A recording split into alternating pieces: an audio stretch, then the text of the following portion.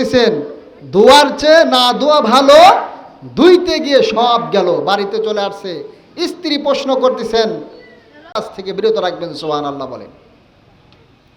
এজন্য কোরআন শিক্ষা করা, রাসূল কারীম সাল্লাল্লাহু আলাইহি সাল্লাম বলেছেন যে দ্বীনে ইলম শিক্ষা করা প্রত্যেকটা নরনারীর উপর আল্লাহ পাক ফরজ করে দিয়েছেন।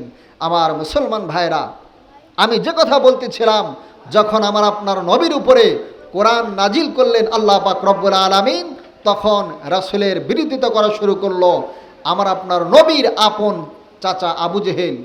যে মুহাম্মদ যেভাবে মানুষকে কোরআনের দিকে নিয়ে আসতেছে, ইসলামের দিকে ধাবিত করতেছে, আমার দলে তো আর কোনো লোক থাকবে না, আমার পক্ষে তো কোনো লোক থাকবে না, আমার চেয়ার আমি ধরে রাখতে পারবো না। তখন পরিকল্পনা করলেন যে মুহাম্মদকে যদি হত্যা করতে পারি, মুহাম্মদকে যদি এখান থেকে ফিরে আনতে পারি, তাহলে আমার চেয়ার, আমার গদি, আমার ক্ষমতা সব কিছু ঠিক থাকবে। যখন আবু জেহেল তিনি পরিকল্পনা করলেন যে মুহাম্মদকে হত্যা করার পরিকল্পনা, আমার রাসূলকে বিভিন্ন সময় বিভিন্নভাবে, এমনকি সাহাবায়ে কিরামদেরকে, আল্লাহ রাসূল সহ অনেক সাহাবায়ে কিরামদেরকে কাফের বেঈমানরা নির্যাতিত করেছেন এবং কোরআনের কথাগুলো বাধা দিয়েছেন, কোরআন প্রচার প্রচারণা করতে দেয় নাই। যখন রাসূলকে বারবার নিষেধ করা হলো, আল্লাহ রাসূল আরও 70 দিনকে বলন্দ করার জন্য আল্লাহ রাসূল নিজের জান প্রাণ দিয়ে যখন মানুষের ধারে ধারে গিয়ে দিন প্রচার করতেছিলেন, যখন মানুষ ইসলামের পথে ধাবিত হতেছিলেন, আবু জেহেল চিন্তা করল যে আমার ভাতিজা যেভাবে ইসলামের দিকে, কোরআনের দিকে মানুষকে নিয়ে আসতেছে, আমার অবস্থা তো ভালো হবে না, আমার চেয়ার তো ঠিক থাকবে না। তখন আবু জেহেল সিদ্ধান্ত গ্রহণ করলেন, মুহাম্মদকে যদি হত্যা করতে পারি তাহলে আমার চেয়ার, আমার গতি, আমার ক্ষমতা ঠিক থাকবে। নাউজুবিল্লাহ বলেন। আবু জেহেল এক পর্যায়ে তিনি মুহাম্মদ সাল্লাল্লাহু আলাইহি সাল্লামকে হত্যার পরিকল্পনা করলেন। এমনকি তিনি অফার করলেন, যে ব্যক্তি মুহাম্মদকে হত্যা করবে, আমি আবু জেহেল তাকে 100টা লাল উট উপহার দেব এবং স্বর্ণ মুদ্রা তাকে উপহার দেব, নারী বাড়ি সব কিছু উপহার দেব। আবু জেহেল আমার আপনার নবী, মার নবীকে হত্যা করার জন্য যখন অফেন চ্যালেঞ্জ করে দিলেন, ছড়িয়ে দিলেন, তখন মুহাম্মদ সাল্লাল্লাহু আলাইহি সাল্লামকে হত্যা করার জন্য অনেকে এই সুযোগটা হাতে নিলেন। হযরত ওমর রাদিয়াল্লাহু তাআলা আনহু তিনি এখনো ইসলাম গ্রহণ করে নাই। হযরত ওমর এখনো ইসলাম গ্রহণ করে নাই।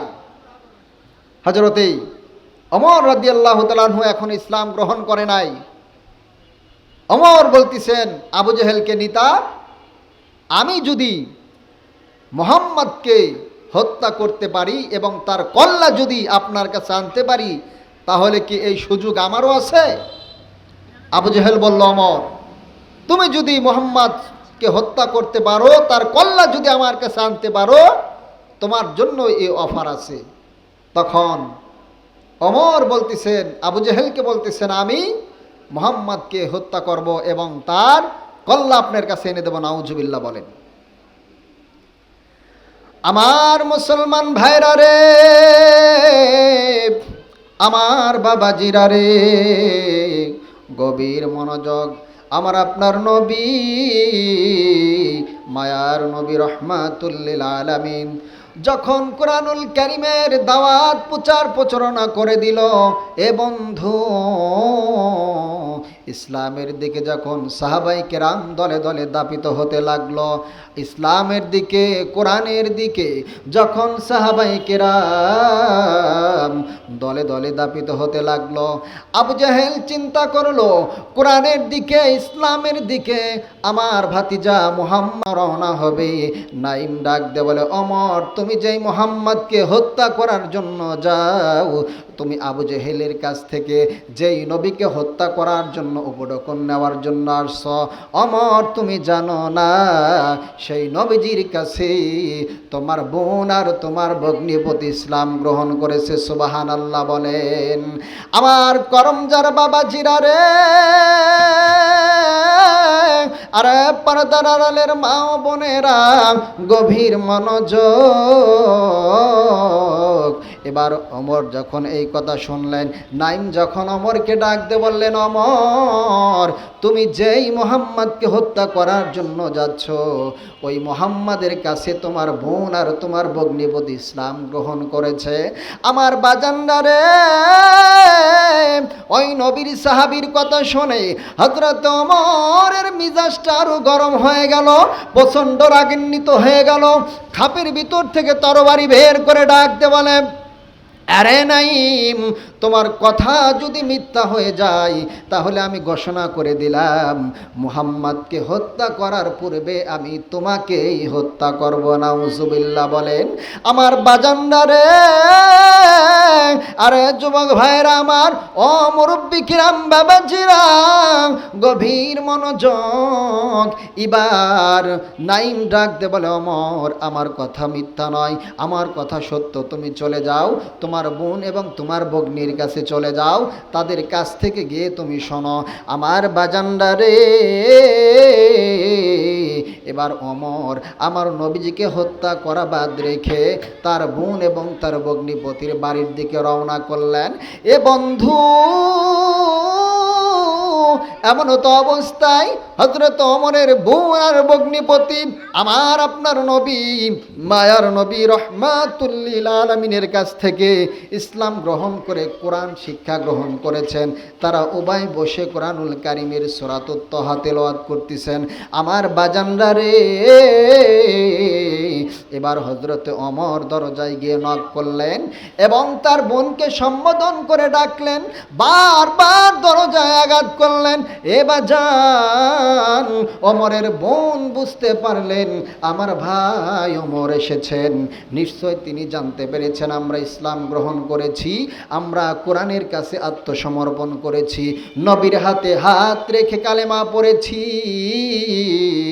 তারা দুইজনই প্রচণ্ড ভয় পেয়ে গেল। আমার বাজানরা রে, এক পর্যায়ে তার বোন যখন দরজা খুলে দিলেন, আমার বাজানরা রে, ওমর লক্ষ্য করে দেখেন তার বোন আর তার ভগ্নিপতি কোরআনুল কারীম তেলাওয়াত করতেছেন। ওমর প্রচণ্ড রেগে গেলেন, তাদেরকে বারবার জিজ্ঞাসা করলেন, তোমরা কি করতেছো, আমাকে একটু দেখাও, আমাকে একটু ধরতে দাও। আমার বাজানরা রে, ওমরের বোন ডাক দে বলে, ভাই এটা তোমাকে দেখানো যাবে না, তোমাকে ধরতে দেওয়া যাবে না। আমার বাজানরা রে, এক পর্যায়ে হযরতে ওমর রাদিয়াল্লাহু তাআলা আনহু তার বোনকে এমনভাবে তরবারি দিয়ে আঘাত করতে লাগলো। এ বাজান, এবার ওমরের বোন ডাক দে বলে, ভাইজান গো, তুমি যদি আমাকে মারতে মারতে মেরেই ফেলা দাও, তুমি যদি আমাকে আঘাতের পর আঘাত করো, আমি যে কোরআন পড়তেছি, আমি যে ইসলাম গ্রহণ করেছি, আমি যে কালিমার মালা গলায় পড়েছি, আমার জীবন দেব, কিন্তু আল্লাহর কোরআন আমি কখনো ছাড়ব না। সুবহানাল্লাহ বলেন। আমার বাজানরা রে,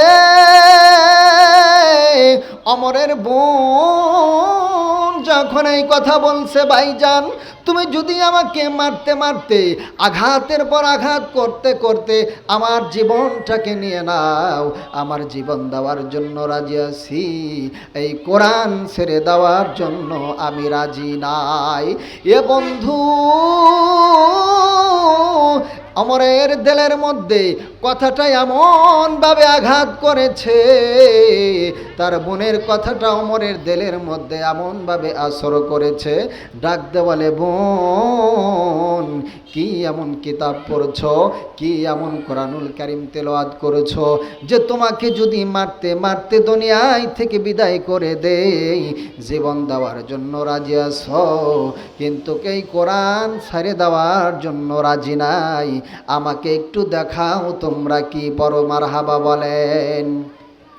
আমার মুসলমান ভাইরা রে, আরে যুবক ভাইরা, আমার মুরব্বী কিরাম বাবাজিরা, গভীর মনোযোগ। এবার ওমরের বোন ডাক দে বলে, ভাই তুমি তো নাপাক, তোমাকে এটা ধরতে দেওয়া যাবে না। তুমি যদি এটা শিখতে চাও, তুমি যদি এটা জানতে চাও, তাহলে তোমাকে গোসল করতে হবে, পবিত্রতা অর্জন করতে হবে, আর নবীর কাছে যাইতে হবে। নবীর কাছে যদি যাইতে পারো, তাহলে নবীর কাছ থেকে যদি ইসলাম গ্রহণ করতে পারো, তাহলে তুমি এই কোরআন শিখতে পারবে, জানতে পারবে। মারহাবা বলেন। আমার মুসলমান ভাইরা রে, এবার নবীজি ওই যে যখন আমার আপনার নবী, মায়ের নবীকে আবু জেহেল হত্যা করার জন্য ওমরকে পাঠাইছেন, এদিকে আমার আপনার নবী, মায়ার নবী আল্লাহর কাছে দোয়া করছে, মালিক ইসলামের জন্য আবু জেহেলকে অথবা ওমর ইবনুল খাত্তাবকে আপনি কবুল আর মঞ্জুর করে নেন। আমার বাজানরা রে, আমার নবী দোয়া করছেন, আর আমার আল্লাহ রব্বুল আলামিন সঙ্গে সঙ্গে সে দোয়া কবুল করেছেন। সুবহানাল্লাহ বলেন। আল্লাহ পাক রব্বুল আলামিন ওমরকে ইসলামের জন্য কবুল করেছেন। মারহাবা বলেন। আমার বাজানরা রে, এবার ওমরকে যখন আমার আপনার নবীজির কাছে নিয়ে যাওয়া হলো, ওমর ইসলাম গ্রহণ করলেন। ডাক দে বলে, নবীজি আমি অনেক বড় অন্যায় করেছি, ভুল একটা সিদ্ধান্ত গ্রহণ করেছিলাম, নবী আপনি আমাকে মাফ করে দেন। আজকের পর থেকে আমি ওমর ঘোষণা করলাম, ও নবীজি আজকের পর থেকে ইসলামের সব কিছু চলবে ওপেনে, ইসলামের কাজ চলবে প্রকাশ্যে, ইসলামের দাওয়াত চলবে প্রকাশ্যে। যে আবু জেহেল আপনাকে হত্যা করার জন্য আমাকে পাঠিয়েছিল, ওই আবু জেহেল যদি ইসলামের পক্ষে কথা বলে, ইসলামের বিপক্ষে কথা বলে, আমি ওমরের তরবারি থেকে বাঁচবে না। মারহাবা বলেন। আমার বন্ধুরা রে, এবার হযরত ওমর ইসলাম গ্রহণ করলেন, আমার নবীজির কাছ থেকে কালেমার মালা গ্রহণ করলেন। আমার বাজানরা রে, এবার ওমর আবু জেহেলের দরবারে যা বলে, আবু জেহেল আমি ওমর ইসলাম গ্রহণ করেছি, আমি তোমাকে বলে দিলাম আজকের পর থেকে আমি ইসলামের পক্ষে কথা বলবো, কোরআনের পক্ষে কথা বলবো, নবীর পক্ষে কথা বলবো। আর যেই ব্যক্তি আমার নবীজির বিপক্ষে কথা বলবে, কোরআনের বিপক্ষে কথা বলবে, আমি ওমর ঘোষণা করে দিলাম, আমি ওমরের তরবারি থেকে কোনো ব্যক্তি রেহাই পাবে না। সুবহানাল্লাহ বলে।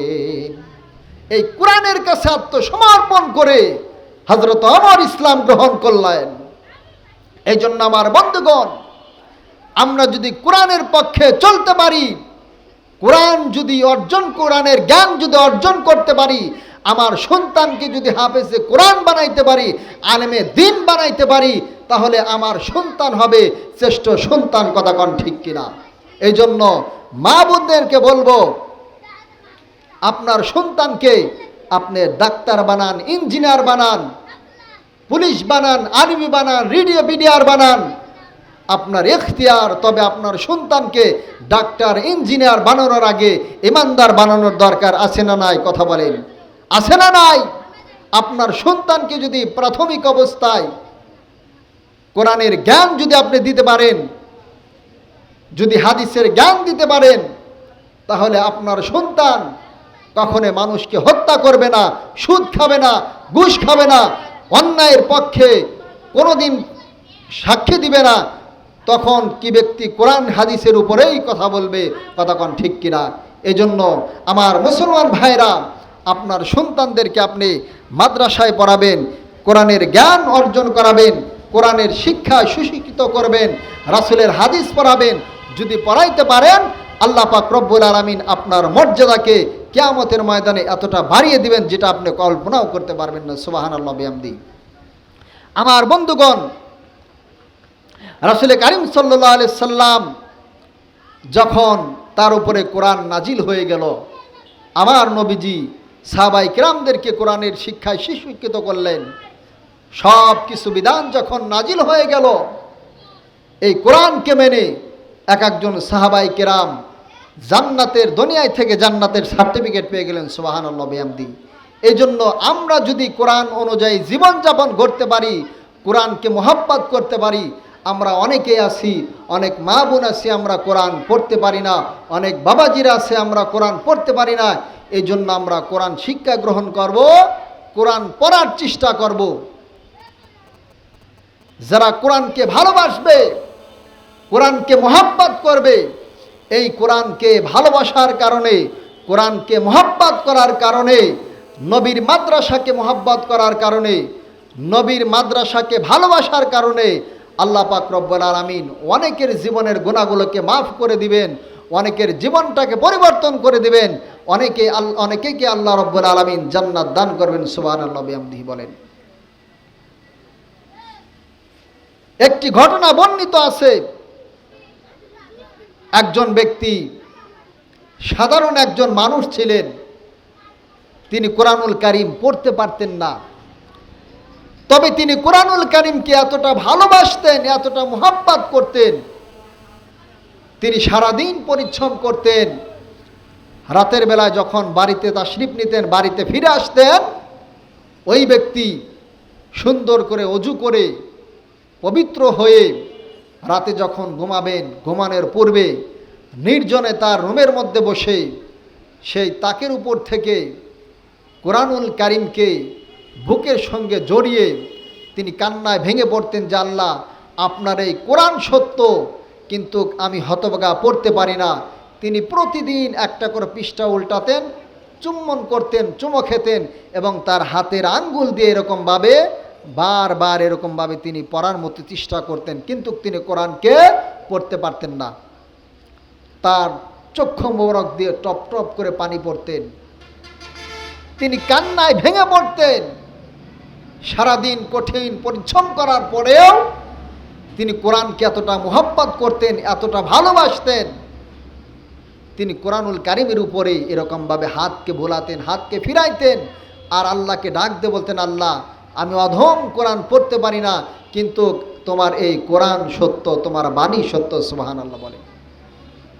এই ব্যক্তি তার জীবদ্দশা পর্যন্ত, মৃত্যুর আগ পর্যন্ত এই ব্যক্তি যখন এই কোরআনুল কারীমের সাথে এই আচরণ করতেছিল, ওই ব্যক্তির মৃত্যুর পরে আল্লাহ পাক রব্বুল আলামিন তার মর্যাদাটা এত বৃদ্ধি করে দিয়েছেন, মানুষ একজন ব্যক্তি একেবারে অকল্পনীয় হয়ে গেছে। আমার বাজান্নারে এ বন্ধু, এই কোরআনকে যদি আমরা শিক্ষা গ্রহণ করতে পারি, এই কোরআনের উপরে যদি আমার আপনার জীবনটাকে পরিচালনা করতে পারি, বাজান রে, এই কোরআনের সাথে সম্পর্ক থাকার কারণে আমার আল্লাহ রব্বুল আলামিন আমার আপনার জীবনের গুনাহ মাফ করে দেয়। সুবহানাল্লাহ বলেন। আমার আপনার জীবনটাকে সুন্দর করে দেয়। কোরআন যেমন আলোকিত, আমার আপনার জীবনটাকে আল্লাহ আলোকিত করে দেয়। এ বাজান, আল্লাহর একজন গোলাম, আল্লাহর একজন বান্দা কোরআনুল কারীম পড়তে পারে না, কোরআনুল কারীমকে তিনি শিক্ষা গ্রহণ করতে পারে নাই, বাজান রে, ওই ব্যক্তি সারাদিন পরিশ্রম করে রাতের বেলায় যখন তার নিজ বাসভবনে আসে, নিজের বাড়িতে আসে, আমার বাজান রে, তিনি খানাপিনা শেষ করে পবিত্রতা অর্জন করে নিজ কামরার মধ্যে যায়া তাকের উপর থেকে আল্লাহর কালামুল্লাহ শরীফটাকে বের করে এ বাজান বুকের সঙ্গে জড়িয়ে তিনি কোরআনুল কারীমকে চুম্বন করে, অনেক তাজিম করে, অনেক সম্মান করে। আমার বন্ধুরা রে, এবং ওই হাতের উপর তার ওই কোরআনুল কারীমের উপরে তিনি হাত রেখে বারবার বলেন, মালিক, আমি এই কোরআন পড়তে পারি না, আমি এই কোরআন শিখতেও পারি না, ও মালিক, তুমি সত্য, তোমার কোরআন সত্য, তোমার দ্বীন সত্য। আমার বাজানরা রে, ওই আল্লাহর গোলাম তিনি কিছুদিন পর দুনিয়ায় থেকে বিদায় নিলেন। বন্ধুগণ, তিনি এমন একটা গ্রামের মধ্যে বসবাস করতেন, তিনি এমন একটি এলাকার মধ্যে বসবাস করতেন, যেই এলাকার মধ্যে কোনো আলেম নাই, যেই এলাকার মধ্যে কোনো হাফেজে কোরআন নাই, তিনি এমন একটি এলাকার মধ্যে বসবাস করেন। ওই ব্যক্তি মৃত্যুবরণ করলেন, কিন্তু তার দুইজন সন্তান ছিল। এ বন্ধু, তার মা ডাক দিয়ে বললেন, বাবা যাও যাও, তোমার বাবা দুনিয়ায় থেকে বিদায় নিয়েছেন, তোমার বাবাকে গোসল করাতে হবে, দাফন করাতে হবে, কাফন পরাতে হবে, জানাজার নামাজ পড়াইতে হবে। আমার বাজান্ডারে, ওই আল্লাহর গোলাম এমন একটা এলাকার মধ্যে বসবাস করত, এমন একটা জামানায় তিনি বসবাস করত যে এলাকার মধ্যে কোনো আলেম নাই, কোনো হাফেজে কোরআন নাই যে ওই ব্যক্তিকে গোসল করাবে, কাফন পরাবে, জানাজার নামাজ পড়িয়ে দাফন করবে, এইরকম কোনো মানুষ নাই। তখন ওই ব্যক্তির বিবি ডাক দে বলে, তার সন্তানদেরকে ডাক দে বলে, বাবা যাও, অমুক এলাকায় থেকে তোমরা একজন আলেমকে ডেকে নিয়ে আসো। আমার বাজান্ডারে, ওই ব্যক্তির দুইটা সন্তান পাশের গ্রামে যা দেখে ওই এলাকার মধ্যে কোনো আলেম নাই, ওই এলাকার মধ্যে কোনো আলেমে দিন নাই, কোনো হাফেজে কোরআন নাই যে তার বাবাটার জানাজার নামাজটা পড়ায় দিবে। আমার বাজান্ডারে, এমন তো অবস্থায় ওই ব্যক্তি, তার বাবা এবং তার স্ত্রী খুবই চিন্তার মধ্যে পড়ে আছেন। এ বন্ধু, এমন তো অবস্থায় একজন ব্যক্তি জিনিস কোনো রকমভাবে ইসলামের কোনো বিষয়টাকে জানতে পারে। এ বন্ধু, ওই ব্যক্তি ওই বাড়ির মধ্যে প্রবেশ করলেন, ডাক দেওয়ালে, বাবা এখানে কি হয়েছে? ওই ব্যক্তিকে সব ঘটনা খুলে বলল। আমার বন্ধুরা রে, এবার ওই ব্যক্তি বললেন, ঠিক আছে, আমি তোমার বাবার গোসল করায়া দেব, তোমার বাবাকে কাফন পরায়া দেব, আমি জানাজার নামাজ পড়ায়া দেব। আমার বাজান্ডারে, এবার ওই ব্যক্তি যখন তার বাবার জানাজার নামাজ পড়ালেন, এ বন্ধু, এমন কি কবরস্থানে রেখে ওই ব্যক্তিকে যখন কবরের মধ্যে রাখলেন, কবরের মধ্যে রাখার পরে ওই ব্যক্তি যখন কবর থেকে উঠে আসলেন, উঠা আসার পরে ওই ব্যক্তির কিছুদিন যাওয়ার পরে তিনি একটা চাকরি করত, তার পকেটের মধ্যে কিছু গুরুত্বপূর্ণ কাগজ ছিল। আমার বাজান্ডারে, ওই ব্যক্তি ওই কাগজটাকে আর কোথাও খুঁজে পায় না।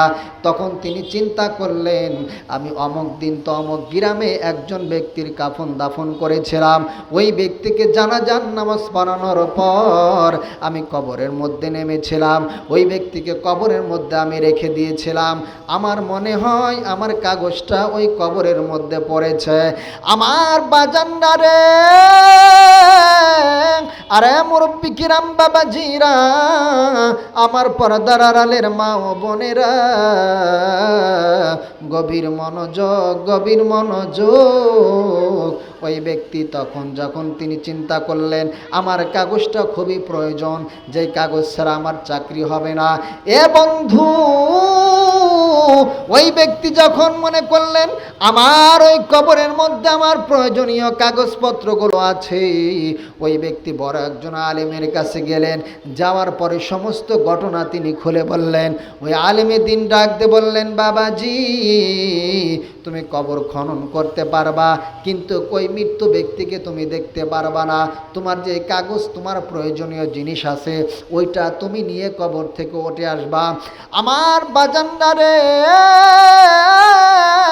ওই ব্যক্তি মৃত্যু ব্যক্তির আত্মীয় স্বজনের কাছ থেকে অনুমতি নেওয়ার পরে কবরটাকে খনন করার জন্য কবরস্থানে যাওয়ার পরে যখন বারবার তিনি কবরের নিকটবর্তী হয়ে গেলেন, এ বন্ধু, কবরের নিকটবর্তী হওয়ার পরে যখন কবরের কাছে যাওয়ার পরে কবরটা খনন করে যখন একটা দুইটা বাঁশ উঠাইতে লাগলেন, ওই ব্যক্তি দেখেন ওই কবরটা আর 3.5 হাত নাই, ওই কবরটা অনেক বড় প্রশস্ত হয়ে গেছে। সুবহানাল্লাহ বলেন। আমার বাবাজিরা রে, এ বন্ধু, ওই আল্লাহর গোলাম একটা দুইটা করে বাঁশের ফালটি যখন উঠাইছে, লক্ষ্য করে দেখে কবর আর 3.5 হাত নাই। ওই কবরটা বিশাল বড় এরিয়া হয়ে গেছে। কবরের ভিতর থেকে অনেক সুঘ্রাণ, অনেক সুগন্ধিময় বাতাস আসতেছে। কবরটা অনেক প্রশস্ত হয়ে গেছে। কবরের মধ্যে অনেক ফুলের বাগিচা হয়ে গেছে। আমার বাজানরা রে, ওই ব্যক্তি বড় আশ্চর্য হয়ে গেলেন। ওই ব্যক্তি চিন্তা করলেন, এটা আমি কি দেখলাম? আমার চোখকে আমি বিশ্বাস করাতে পারছি না, আমার অন্তরকে আমি বিশ্বাস করাতে পারছি না, এটা আমি কি দেখলাম? এ বন্ধু, ওই ব্যক্তি কবর থেকে উঠে আসলেন। কবর থেকে উঠে আসার পরে বাজানরা, ওই ব্যক্তি দৌড়িয়া ওই মৃত্যু ব্যক্তির বাড়িতে গিয়ে ওই মৃত্যু ব্যক্তির স্ত্রীকে ডাক দে বলে, আপনার স্বামীর জীবনে এমন কি আমল ছিল যে আমলের কারণে আমার আল্লাহ রাব্বুল আলামিন আপনার স্বামীর কবরটাকে জান্নাতের বাগান বানাইছে? মারহাবা বলেন।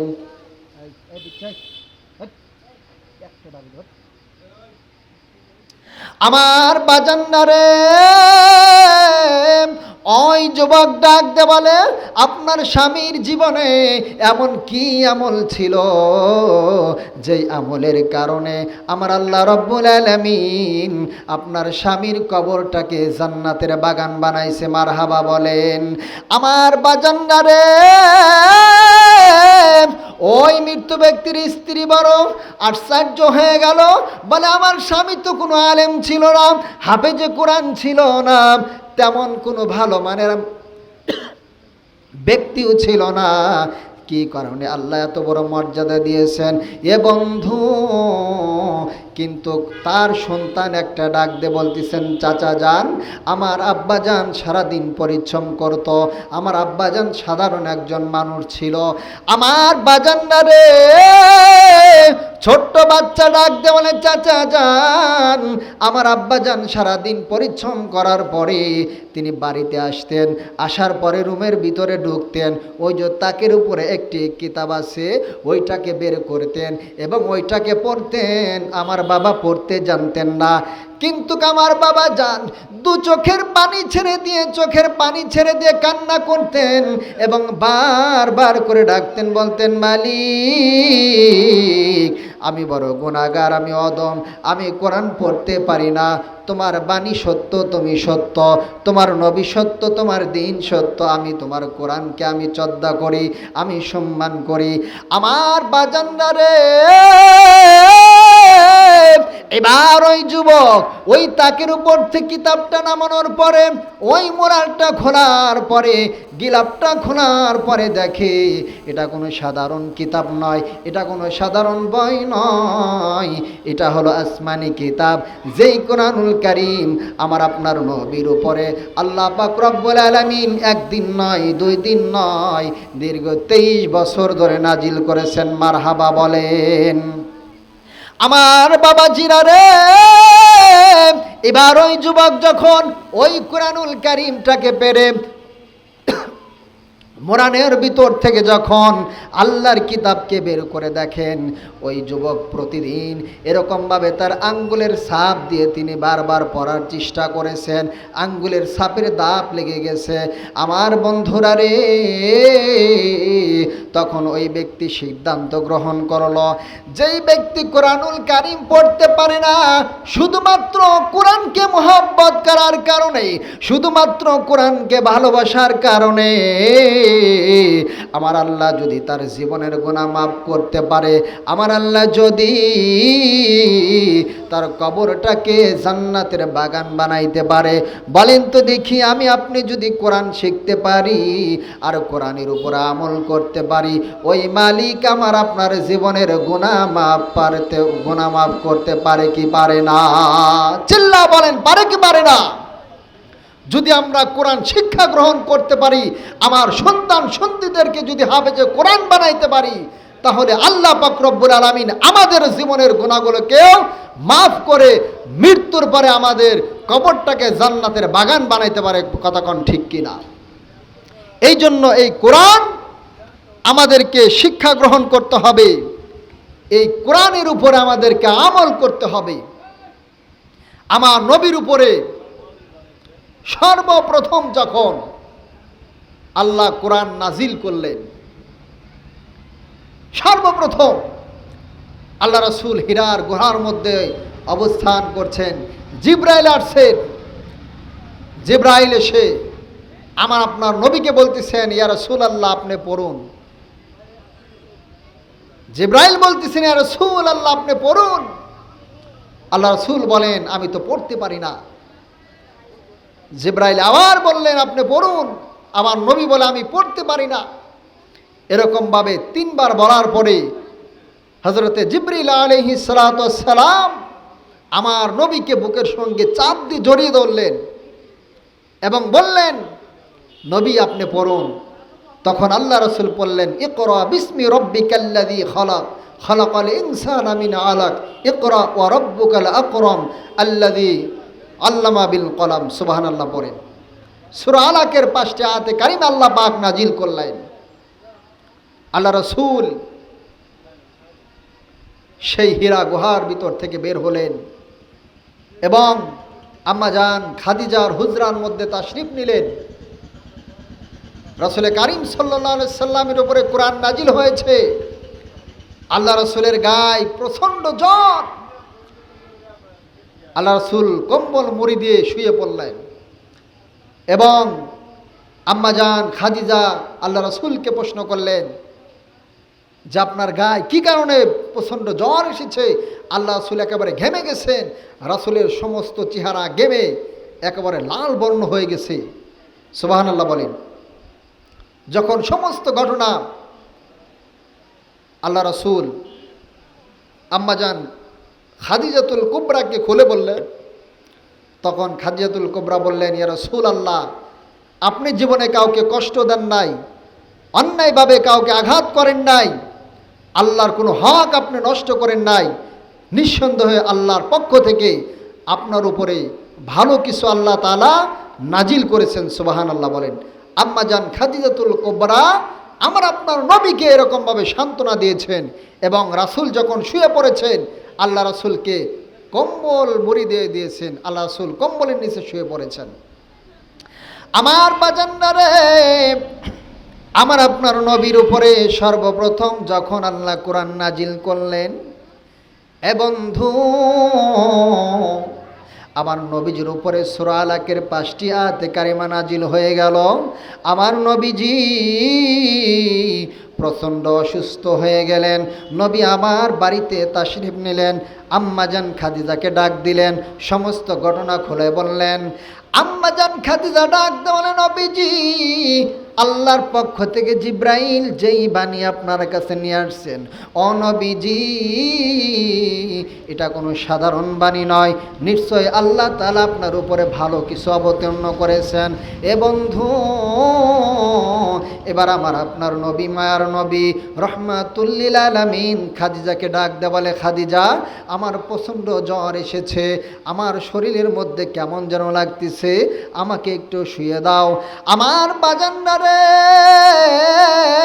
আমার আপনার নবী, মায়ার নবী রহমাতুল লিল আলামিন তিনি শুয়ে পড়লেন। কম্বল পেঁচিয়ে নবী আমার শুয়ে পড়েছেন। আমার বাজান্নারে, আবার জিবরাইল আমার আপনার নবীজির কাছে তাশরিফ নিলেন, দরজায় নক করলেন, নবীজিকে ডাক দে বললেন, জিবরাইল ডাক দে বললেন, নবীজি আল্লাহ পাক রব্বুল আলামিন আবার নবীজির উপরে সূরাতুল মুজাম্মিলের কয়েকটি আয়াত নাজিল করে নিয়ে আসলেন।